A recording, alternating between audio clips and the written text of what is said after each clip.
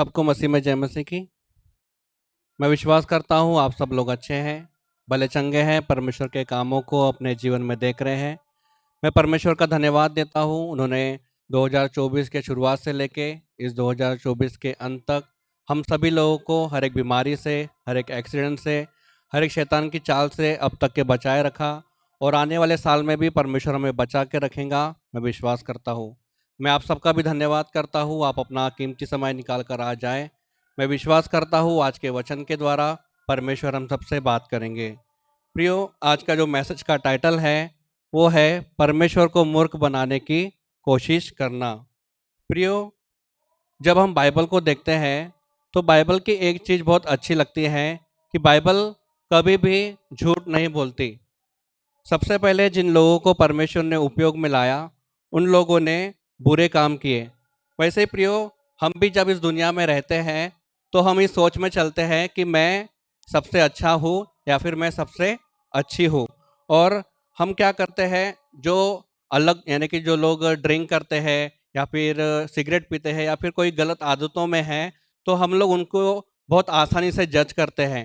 हम सोचते हैं कि इनके जैसा तो कोई पापी है ही नहीं।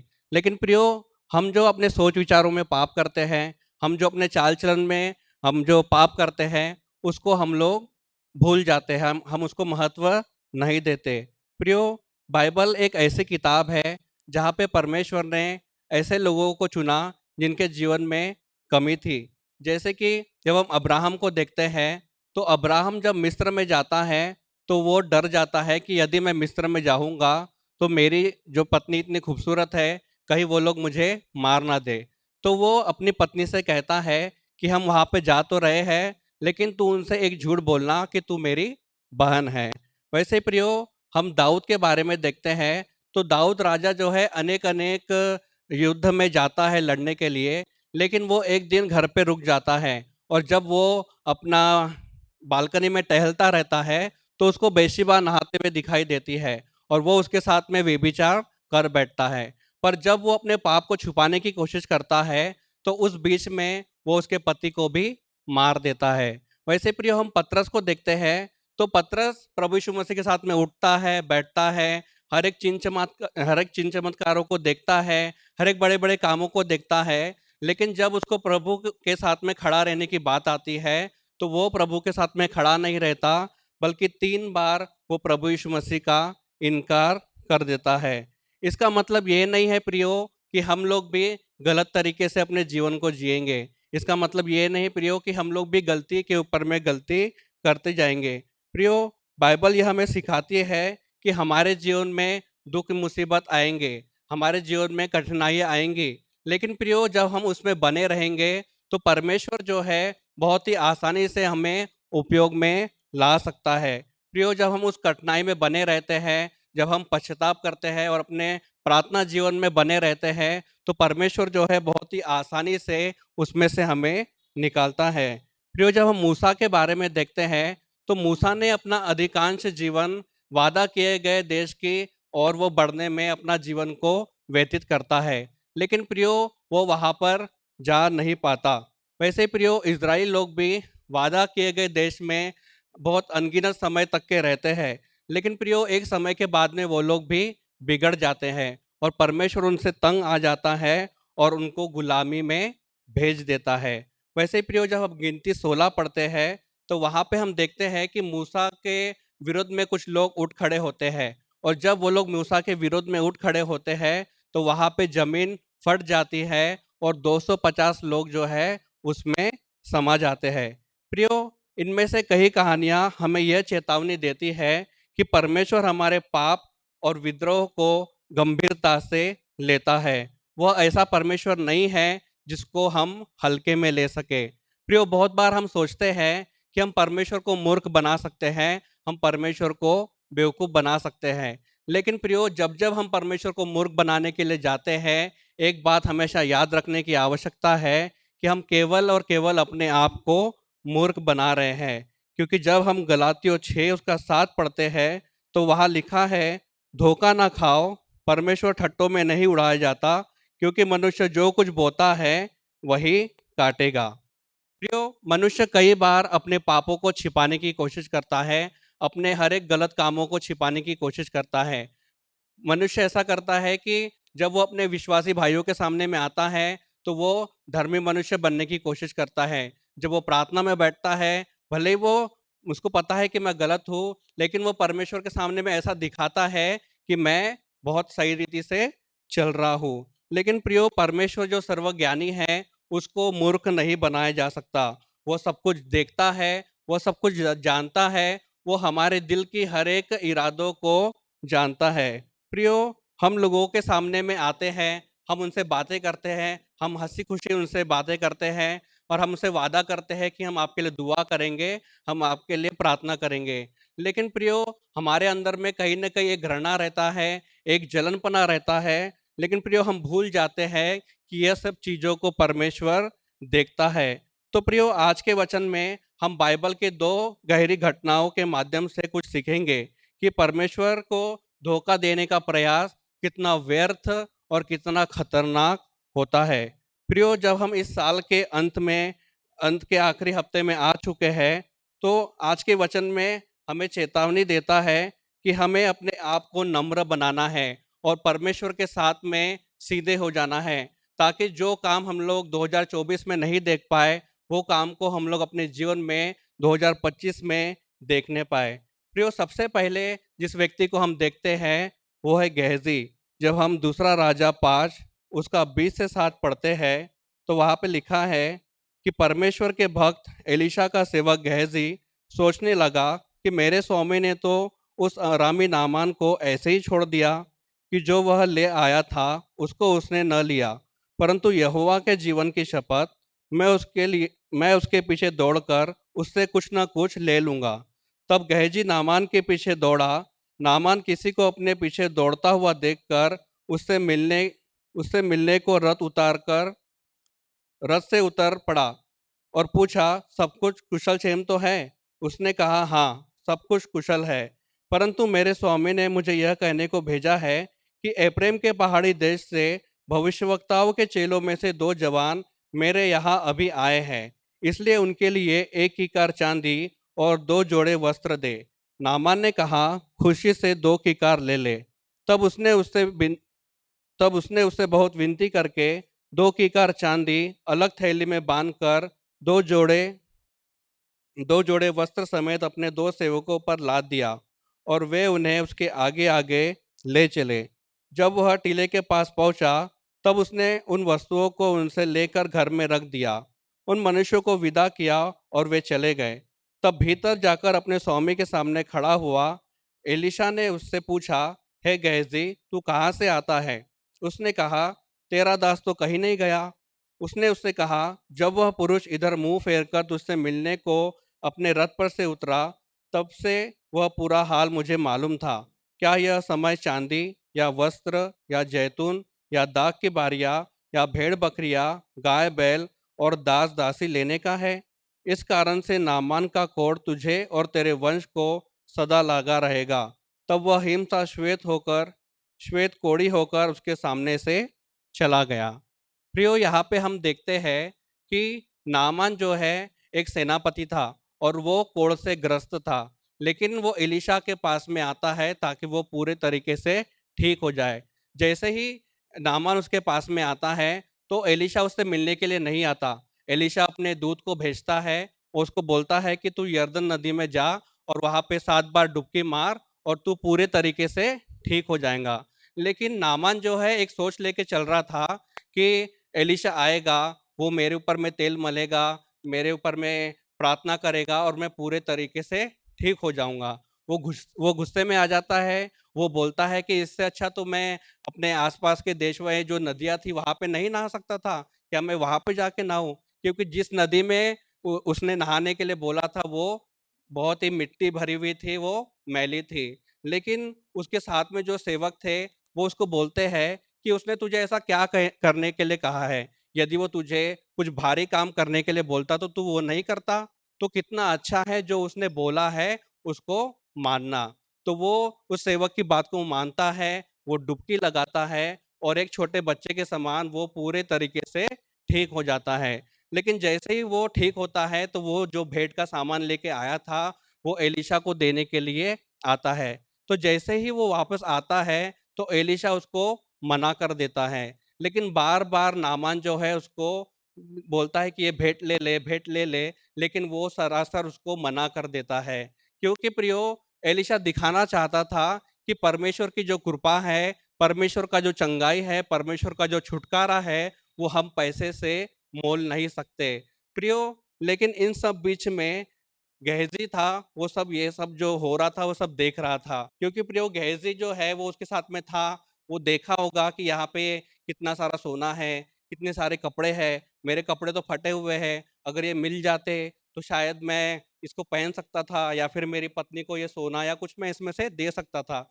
लेकिन प्रियो वो ऐसा सोच में चला जाता है, वो लालच में डूब जाता है और जैसे ही वहाँ से नामान निकलता है, तो गेहजी ठान लेता है कि मैं इससे कुछ ना कुछ लेके रहूँगा। तो वो इतना रथ जो इतना रफ्तार से जा रहा है, वो नामान उसके गेहजी जो है उसके पीछे भागते हुए जाता है और नामान जैसे ही पीछे मुड़ के देखता है कि कोई व्यक्ति भागते हुए आ रहा है, तो वो रथ को साइड में रुकाता है, उसको बोलता है, "सब ठीक तो है? कुछ हुआ तो नहीं है?" वो बोलता है कि, "नहीं, कुछ नहीं हुआ है। मेरे स्वामी ने तुझसे बोला है कि मेरे पास में 2 भविष्यवक्ता आए हैं, तू उनके लिए थोड़ा-सा सोना और 2 कपड़े दे दे करके 2 जोड़ कपड़े दे दे। तो ये चीज़ नामान को पता नहीं रहती, वो खुशी-खुशी उसको दे देता है और ये गेहज़ी क्या करता है, वो सब सोने को और कपड़े को अपने घर में लेके आता है और छुपा के रख देता है। अब गेहज़ी को लग रहा है कि किसी को पता नहीं चला, किसी को पता नहीं चला कि मैंने कितना बड़ा षड्यंत्र रचा और ये सब लाके अपने घर में छुपा दिया। लेकिन जैसे ही वो अपना एलीशा के सामने में जाके खड़ा होता है, तो एलीशा उससे पूछता है कि तू कहाँ पे था? तो गेहज़ी बोलता है कि नहीं, मैं तो कहीं नहीं, मैं दूसरे रूम में था, इधर साइड में बाजू में ही था मैं तो कहीं नहीं गया। तो एलीशा उसको बोलता है, "तू मुझे मत बता, जब वो रथ से उतरा तब से लेके अब तक का पूरा मुझे पता है तू क्या करके आया है।" वो उसको बोलता है कि ये समय सोने और चाँदी और कपड़े और भेड़-बकरी और ये सब लेने का है। तो जैसे उसको एलीशा बोलता है कि जो नामान का कोढ़ था, वो तुझे और तेरे वंश को लगेगा, वो तुरंत ही वहाँ पे हिमसा श्वेत हो जाता है। प्रियो, यह सच्ची कहानी हमें ये सिखाती है कि भले ही हम अपने पापों को कितना भी छुपा लें, हम कितना भी झूठ बोल लें, लेकिन वो कभी न कभी आगे आता है। प्रियो, नामान का जो कोढ़ था, वो गेहज़ी के लिए नहीं था। प्रियो, परमेश्वर नहीं चाहता था कि गेहज़ी जो है एक कोढ़ी बने, परंतु गेहज़ी का लालच था, वो उसको कोढ़ की ओर लेके जाता है और उसकी वजह से उसका वो और उसका पूरा परिवार एक कोढ़ से ग्रसित हो जाता है। इसलिए प्रियो, जब हम मसीह जीवन में जीते हैं, तो बहुत ज़रूरी है हम क्या डिसीज़न लेते हैं। हम हमारे जीवन में किस तरीके से अपने जीवन को जीते हैं। हमारे जीवन में जब पैसा आता है, तो हम उसको किस रीति से उपयोग में लाते हैं, इसको समझना बहुत ज़रूरी है। वैसे प्रियो, दूसरा हम देखते हैं अनन्यास और सफीरा के बारे में।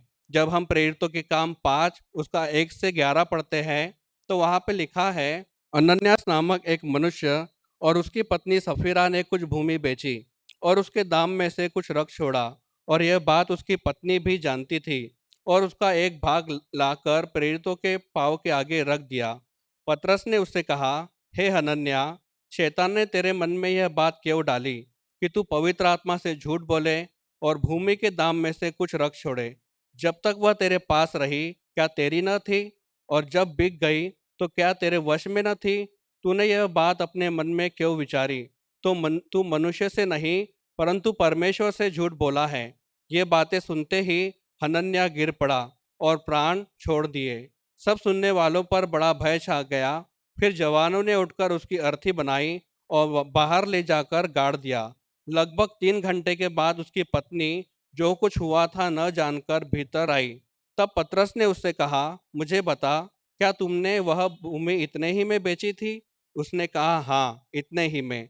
पतरस ने उससे कहा, यह क्या बात है कि तुम दोनों ने प्रभु के आत्मा की परीक्षा के लिए एका किया? देख, तेरे पति को गाड़ने वाले द्वार ही पर खड़े हैं और तुझे भी बाहर ले जाएंगे। तब वह तुरंत उसके पाँव पर गिर पड़ी और प्राण छोड़ दिए और जवानों ने भीतर आकर उसे मरा पाया और बाहर ले जाकर उसके पति के पास गाड़ दिया। सारी कलीसिया पर और इन बातों के सुनने वालों पर बड़ा भय छा गया। प्रियो, प्रेरितों के काम में जब हम पढ़ते हैं तो वहाँ पे शुरुआती जो कलीसिया थी वो अपनी संपत्ति को बेच-बेच कर जो ज़रूरतमंद थे उन लोगों की वो लोग मदद करते थे और इसी उदारता के काम में अनन्यास और सफीरा भी शामिल होते हैं। लेकिन जब ये लोग शामिल होते हैं तो ये लोग कहीं न कहीं एक दिखावे के लिए यहाँ पे शामिल हो रहे हैं। जैसे कि हम देखते हैं कि अनन्यास और सफीरा के पास में एक ज़मीन रहती है, वो लोग उसको बेचते हैं और कुछ पैसे को अपने पास में रख लेते हैं। प्रियो, ये यानी कि ये ऐसा नहीं है कि ये जो ज़मीन थी पतरस ने या फिर बाकी लोगों ने उनसे ज़बरदस्ती माँगी।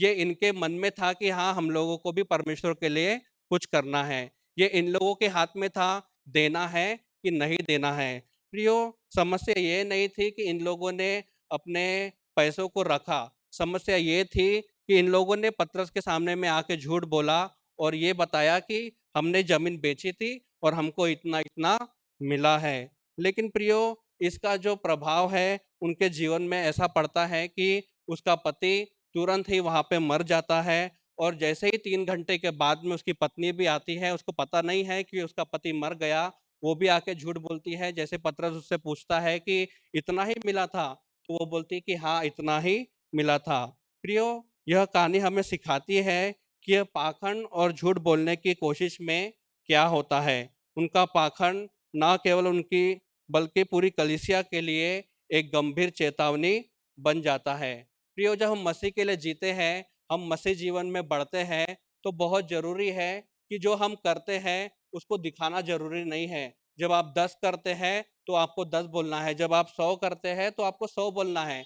आपको कभी भी झूठ बोल के एक बढ़ा-चढ़ा के कोई भी चीज़ों को नहीं करना है। प्रियो, इन दोनों वचनों से, इन दोनों कहानियों से हम 3 चीज़ों को सीख सकते हैं। सबसे पहला है, परमेश्वर सब कुछ देखता है। प्रियो, हो सकता है कि 2024 की शुरुआत से लेके अब तक के हम लोगों ने बहुत सी गलतियाँ की होंगी और हम सोच रहे होंगे कि हमें तो किसी ने नहीं देखा, मुझे तो किसी ने नहीं देखा और अभी तक तो सब कुछ स्मूथली चलता आ रहा है। लेकिन प्रियो, इस वचन के द्वारा परमेश्वर आपसे कहता है कि मैं तुझे देखता हूँ। प्रियो, दूसरा हम देखते हैं कि परमेश्वर को सच्चाई चाहिए। जब हम भजन संहिता 51 उसका 6 कहता है, निश्चय ही तू हृदय में सच्चाई चाहता है। प्रियो, परमेश्वर बाहरी प्रदर्शन से खुश नहीं होता, बल्कि वह हमें सच्चे और ईमानदारी से चलने वाले दिलों को खोजता है। प्रियो, बहुत बार हमें लगता है कि जिस तरह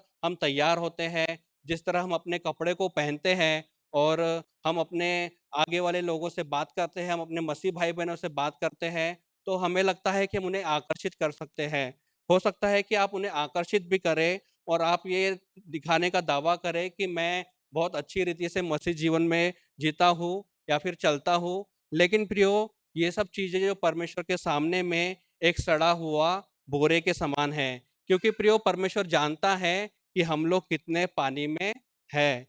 वैसे प्रियो, तीसरी चीज़ हम इस कहानी से सीख सकते हैं, वो ये है कि हर एक पाप का दंड हमें मिलता है। प्रियो, यदि हमसे पाप हुआ है, तो बहुत ज़रूरी है हमें उस पाप का पश्चाताप करना है। यदि हम परमेश्वर से पश्चाताप नहीं करेंगे, हम परमेश्वर से माफ़ी नहीं माँगेंगे, तो परमेश्वर जो है हमें उस पाप का दंड देगा। प्रियो, गेहजी के लालच ने उसको, उसके वंशजों को एक कोढ़ी बना दिया और अनन्यास और सफीरा के पाखंड के कारण उन्होंने अपनी आत्मा को खो दिया।